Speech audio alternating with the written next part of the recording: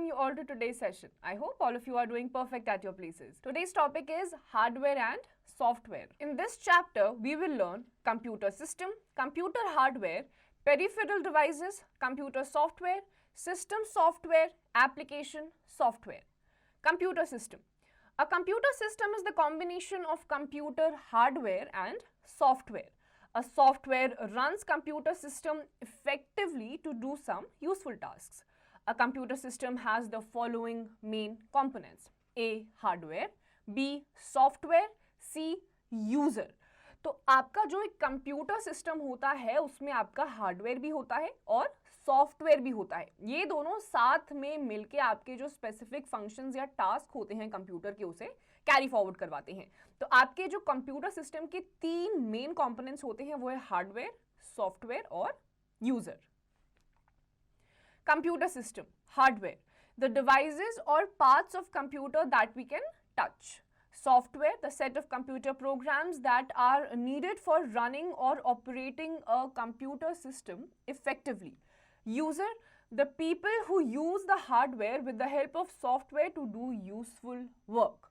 तो आपके ये जो तीन कंपोनेंट्स है, हार्डवेयर आपका वो कंपोनेंट होता है जो सारे आपके फिजिकल कंपोनेंट्स होते हैं जिन्हें आप टच कर सकते हैं, जैसे आपका मॉनिटर हो गया, सीपीयू हो गया, कीबोर्ड हो गया, ये सारे आपके हार्डवेयर होते हैं. फिर आपका सॉफ्टवेयर आता है. सॉफ्टवेयर आपकी वो प्रोग्राम्स होते हैं जो आपके कंप्यूटर्स में इंस्टॉल्ड होते हैं, जो आपकी अलग अलग कंप्यूटर के टास्क को कैरी फॉरवर्ड करवाते हैं. Then comes your user. User वो होता है जो with the help of your hardware and software दोनों की मदद से आपके कंप्यूटर के टास्क को कमांड देता है. Computer hardware. The physical parts of the computer that we can touch are called computer hardware. The hardware components of the computer can be divided into two categories. A. The main hardware parts, the components that are fixed on computer's motherboard. Example, CPU, RAM, ROM, etc. These components actually do the processing inside the computer. B. The peripheral devices, the devices that are attached to the computer's main part to expand its functional power. Example, keyboard, mouse, joystick, etc. तो आपका जो computer hardware होता है, basically आपने अभी पढ़ा था कि जितने भी आपके फिजिकल कंपोनेंट्स होते हैं जिन्हें आप टच कर सकते हैं, इस कंप्यूटर के हार्डवेयर के भी आपके दो पार्ट्स होते हैं. एक होता है द मेन हार्डवेयर पार्ट्स, ये वो होते हैं जो आपके कंप्यूटर के मदरबोर्ड के साथ फिक्स्ड होते हैं, जैसे आपका सीपीयू हो गया, रैम हो गया, रोम हो गया.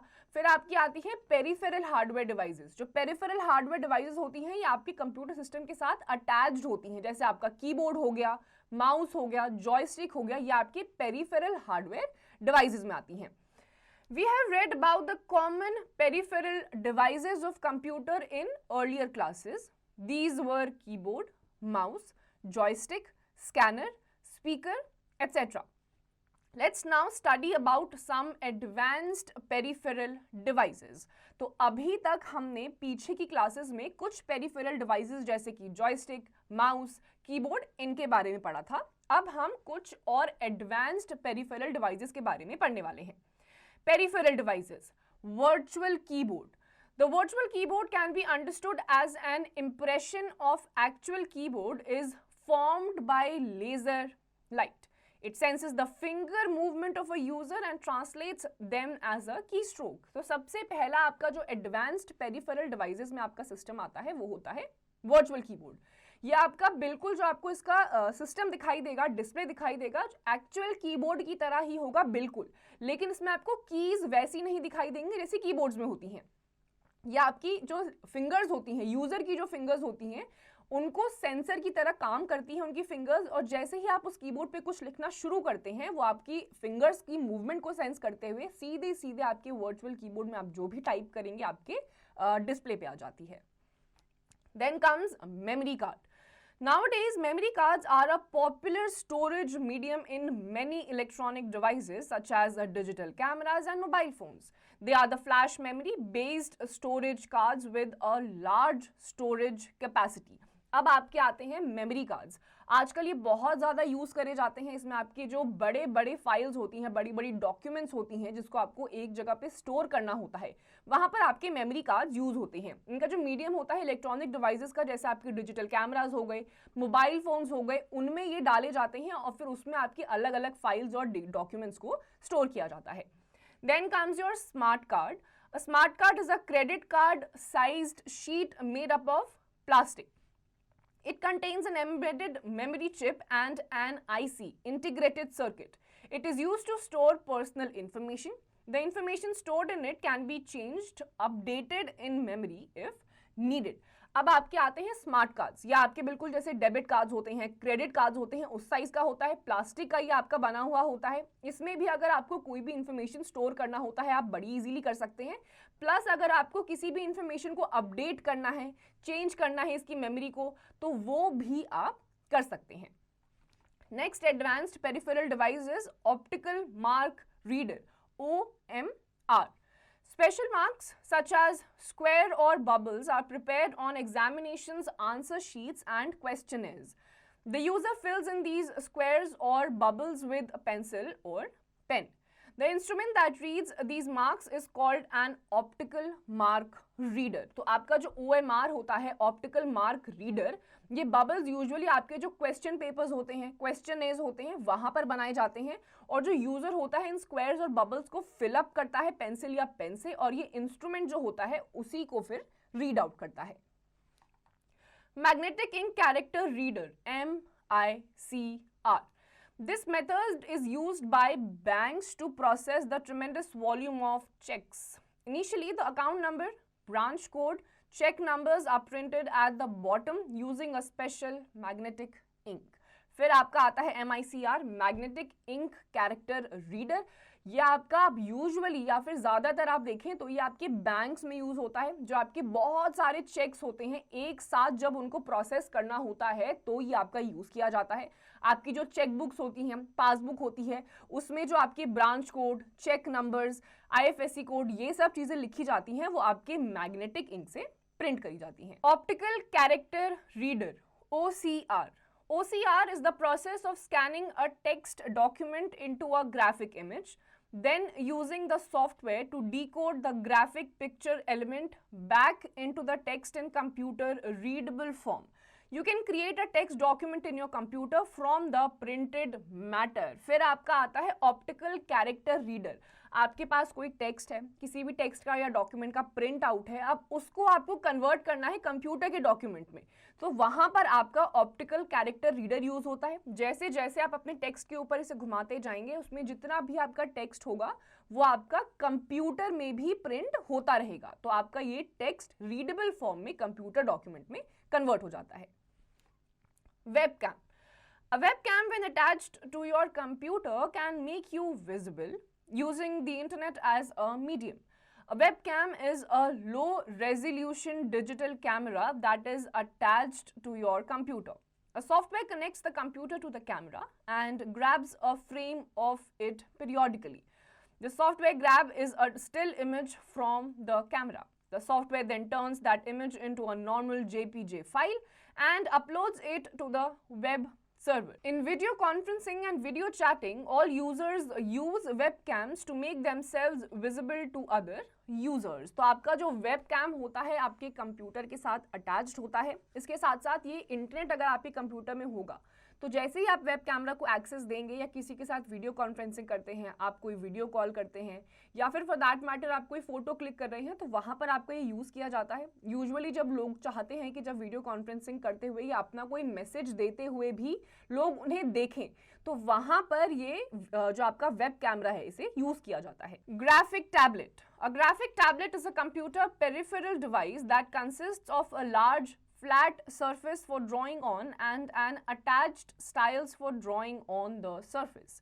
It allows a simple method of entering hand-down graphics or art into a computer. फिर आपका ग्राफिक टैबलेट आता है। ये जो आपका टैबलेट होता है, एक स्टाइलस आपके पास होता है।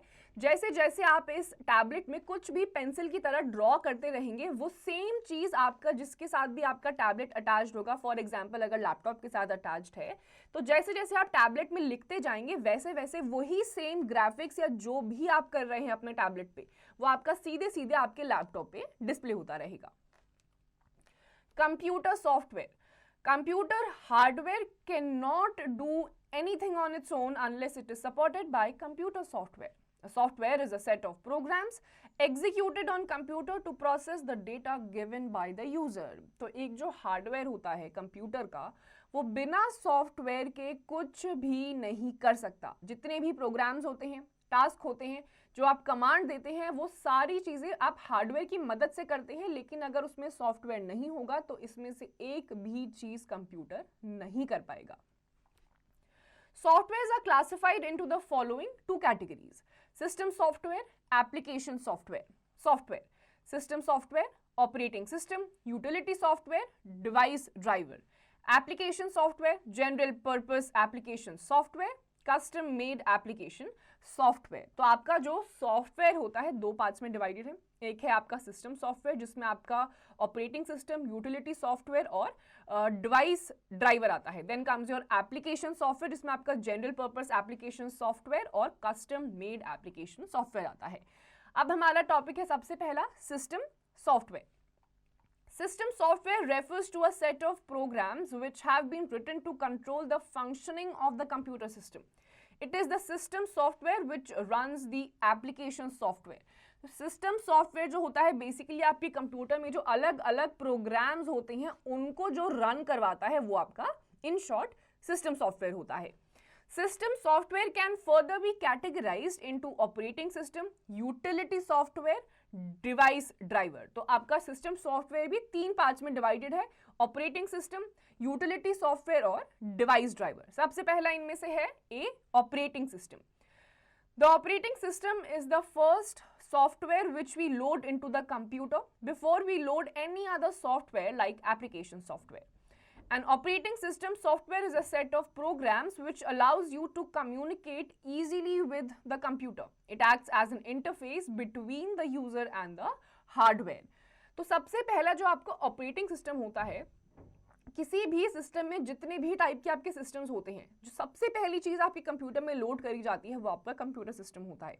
हार्डवेयर और यूजर के बीच में जो एज एन इंटरफेस काम करता है वो आपका ऑपरेटिंग सिस्टम होता है। जैसे आप अपनी विंडोज को ओपन करते हैं, आपके सामने डेस्कटॉप आता है, तो वो आपका ऑपरेटिंग सिस्टम होता है।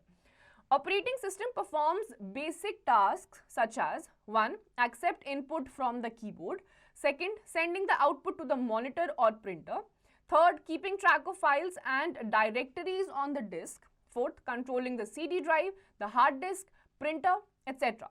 5th, it also controls and coordinates the working. Operating system जो होता है उसके कुछ आपके फंक्शंस होते हैं। सबसे पहला ये है कि जितना भी आपका इनपुट आप कीबोर्ड में डालते हैं वो आप ऑपरेटिंग सिस्टम की मदद से आपको कंप्यूटर पे उसका डिस्प्ले दिखता है। फिर आपका जो आउटपुट होता है, जो मॉनिटर सीधे प्रिंटर को भेजता है, वो भी आपका ऑपरेटिंग सिस्टम की मदद से होता है। तीसरा फंक्शन ऑपरेटिंग सिस्टम का है, जितनी भी आपकी फाइल्स होती हैं, डायरेक्टरीज होती हैं आपके डिस्क की, वो भी आपका ऑपरेटिंग सिस्टम रिकॉर्ड में मेंटेन करके रखता है। आपकी CD ड्राइव्स होती हैं, हार्ड ड्राइव्स होती हैं, उनका भी जो मेंटेनेंस होता है, उनकी फंक्शनिंग होती है, वो भी ऑपरेटिंग सिस्टम की मदद से ही होती है। उसके बाद जितने भी कंट्रोल्स होते हैं, कोऑर्डिनेशन होता है आपकी कंप्यूटर के, जितने भी आप काम करते हैं वो सारी, तो ये चारों पांचों जो फंक्शंस हैं वो आपके ऑपरेटिंग सिस्टम की मदद से ही स्टार्ट हो पाते हैं। B, utility software.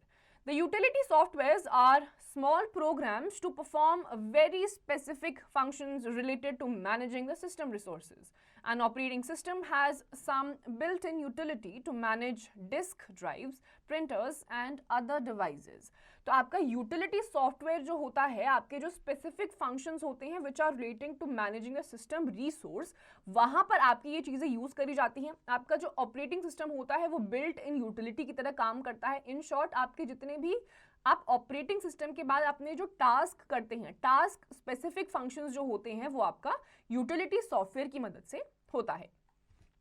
C, Device driver. A device driver is a system software that controls a particular type of device attached to your computer. It converts the instructions given by the operating system into a form which is understandable by a particular device.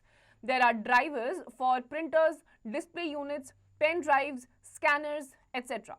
A large number of device drivers are built into the operating system. If the driver of a particular device is not loaded into the operating system, you will have to install it. फिर आपके device driver आते हैं.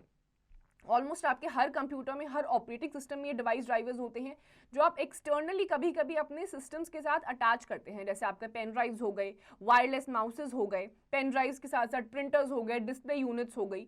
तो ये सारी आपके device drivers होते हैं और आपके ऑपरेटिंग सिस्टम में ये सारी चीज़ें होती हैं पहले से. और अगर इनकेस नहीं है आपके ऑपरेटिंग सिस्टम में तो आप इनको इंस्टॉल करके भी इन सारी चीज़ों को यूज़ कर सकते हैं.